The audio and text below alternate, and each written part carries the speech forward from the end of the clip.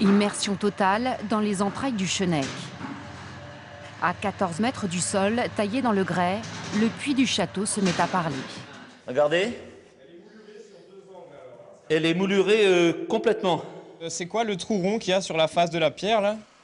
Des mois à creuser l'histoire du château, et plus précisément de sa chapelle, dynamitée par les troupes de Louis XIV, avant d'être jetée depuis tout là-haut, directement dans le puits. Le travail se fait en bas pour être sûr de bien remonter les morceaux intéressants, et il se fait en haut puisque c'est Jacques qui après examine toutes les pierres et essaye de les assembler. Parmi toutes ces pierres, on trouve beaucoup d'éléments de la chapelle, des éléments de porte d'entrée, de voûte, même l'autel de la chapelle, vraiment des pierres très ouvragées, quoi. Trop tôt pour dire s'ils pourront reconstituer intégralement la chapelle en kit. Mais à chaque coup de pioche, les bénévoles vont de découverte en découverte. Vas-y, c'est bon. Doucement.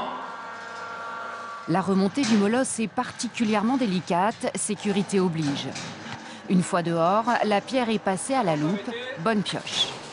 Ils se sont lâchés sur les moulures, il y en a des tonnes, c'est hyper très travaillé. On voit même encore des restes de peinture à la chaux.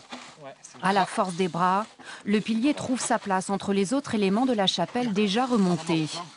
Le puzzle en 3 dimensions commence à prendre forme. Là-dessus est posé l'arc en ogive de la porte, en fait. Ça va?